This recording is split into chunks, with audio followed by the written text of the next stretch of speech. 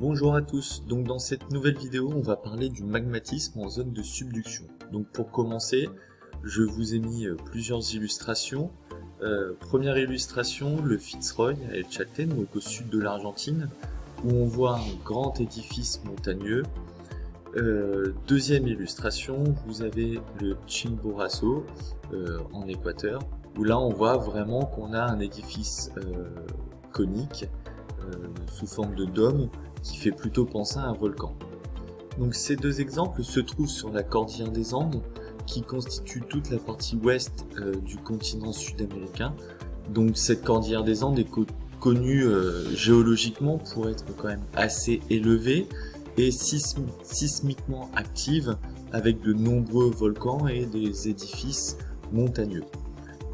Donc on voit que cette cordillère des Andes se trouve sur une limite de plaques et d'après la légende, on voit que ces volcans sont sur la partie droite de cette plaque, donc se trouve sur la plaque sud-américaine, et que la plaque de Nazca et la plaque antarctique passeraient en subduction sous cette plaque chevauchante.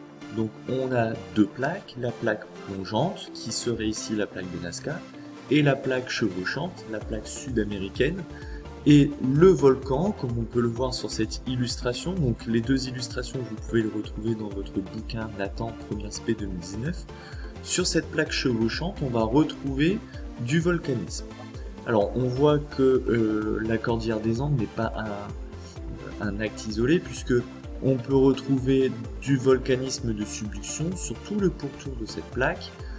On peut en retrouver aussi dans la mer Méditerranée, notamment au niveau des îles italiennes, et on peut aussi en retrouver en plein milieu du Pacifique et de l'océan Indien. Alors, on va prendre pour exemple cette ceinture de feu. Pourquoi ceinture de feu? Donc si on regarde bien le pourtour des plaques, de la plaque Pacifique et aussi de la plaque de Nazca, on peut voir que sur tout ce pourtour, il y a un volcanisme très intense. Donc vous voyez que tous les triangles ici, sur le pourtour de ces plaques, représentent un volcan ou un type de volcanisme. Donc la plaque Pacifique est entourée de volcans, et pour la quasi-totalité, ce sont des volcans de subduction. Cette zone, on l'appelle la ceinture de feu. Alors, on va aller voir plus précisément quel type de volcan on peut retrouver sur ces zones de subduction. On va prendre l'exemple du mont Sainte-Hélène, donc c'est l'une des éruptions les plus connues de ce dernier siècle, puisque c'est une éruption qui a été quand même assez impressionnante et qui peut être documentée dans la mesure où on avait en ce temps et appareils photo et des vidéos, donc on pouvait suivre l'évolution en direct de cette éruption qui était explosive. Donc le mont Sainte-Hélène, vous le voyez ici, c'est au nord-ouest des États-Unis, et avant 1980, avant l'éruption, en 1980, on pouvait voir que le volcan était sous forme d'un dôme assez classique, avec des pentes abruptes sur les côtés. Pendant l'éruption, on peut voir qu'il y avait un gros panache de fumée, donc avec tout ce qu'il y a à l'intérieur, du gaz, de la chaleur et surtout des débris rocheux. Et vous pouvez voir qu'après cette éruption, toute une partie du flanc du volcan s'est effondrée ou a explosé, et on pouvait voir ici avant une énorme forêt sur les parois et sur la base du volcan, forêt qui a complètement disparu suite à l'éruption. Donc on va aller voir un peu ce qui se passe lors d'une éruption explosive. Donc voici une vidéo du mont Sainte-Hélène. Donc on peut voir sur ce volcan qu'avant l'éruption, on va avoir une grande activité sur la paroi droite du volcan, et si on continue la vidéo, on voit que cette partie du flanc du volcan va commencer à s'effondrer, une explosion a lieu sur la partie supérieure, et on va voir une très nette explosion ici latérale sur la partie droite du volcan, qui va se transformer en nuée ardente ou en coulée pyroclastique. Donc dans cette nuée ardente, on va avoir des très fortes températures, ça peut aller jusqu'à 300 ou 400 degrés. Cette nuée ardente peut dévaler n'importe quelle surface à plus de 250 km/h. Donc elle est dévastatrice, elle va tout brûler sur son passage, et c'est ce qui rend très dangereux les explosions, en tout cas les volcanismes explosifs. Donc toutes les éruptions explosives peuvent être suivies d'une nuée ardente, et ce sont ces nuées ardentes, qui vont être à l'origine d'un désastre, la plupart du temps écologique. Vous voyez là, une très très forte explosion, très gros panache de fumée, avec à l'intérieur, je le rappelle, de la chaleur, des gaz et aussi des restes volcaniques, donc des roches, des cendres, des poussières qui peuvent se retrouver dans ces nuées ardentes. Donc vous connaissez maintenant notre méthodologie en géologie.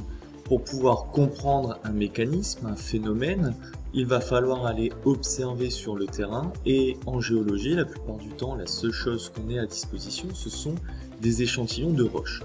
Donc on va analyser deux types de roches qu'on peut retrouver sur ces parois dans ce volcanisme explosif, en tout cas ce volcanisme en zone de subduction. Et j'ai choisi deux roches, une andésite et un graniodorite, ou aussi diorite, on peut avoir les deux. Donc dans ces roches, on voit déjà deux cristallisations différentes. Ici on va avoir une roche microlithique, puisque on va avoir des cristaux qui ne seront pas jointifs les uns des autres. Donc on va avoir parfois des phénocristaux, des cristaux un peu plus grands, et des plus petits cristaux, microcristaux, qui sont la plupart du temps noyés dans une pâte de verre. Par contre, la granodiorite, on va avoir ici une roche qui est de type grenu. Tous les minéraux sont visibles et jointifs les uns aux autres. Donc, on peut faire le rapprochement avec ce qu'on avait vu au niveau des dorsales. Deux roches peuvent avoir un même magma, une même origine, mais avoir une typologie différente, soit grenue, soit microlithique, en fonction de leur vitesse de refroidissement. Donc pour vérifier qu'on a bien les mêmes minéraux, on va aller observer au microscope et essayer d'analyser les minéraux.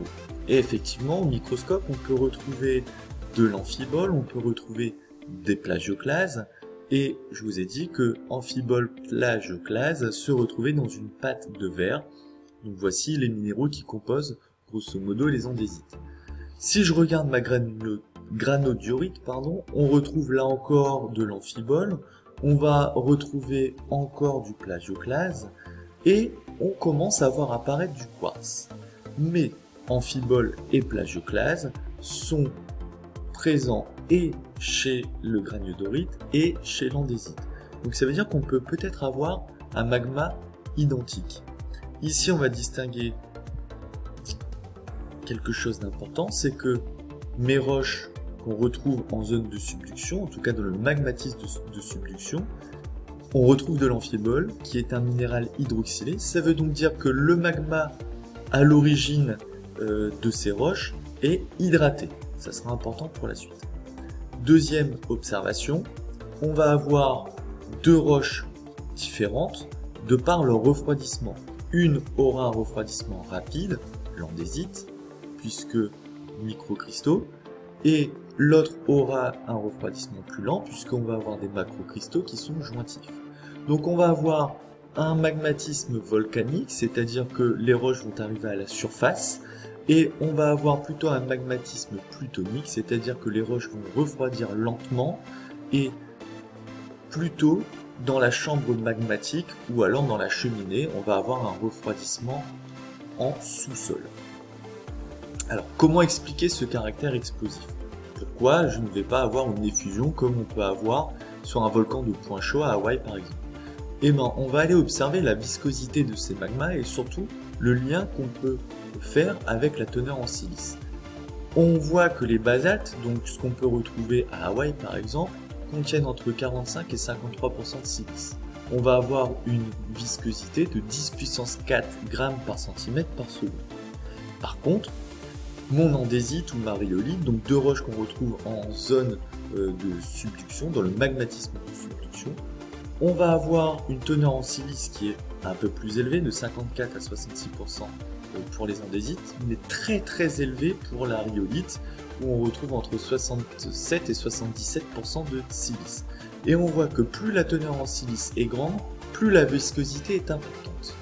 Donc, on peut en conclure que un magma qui est riche en silice sera un magma plus visqueux, donc une remontée sera plus difficile pour arriver à la surface, et des bouchons peuvent se former.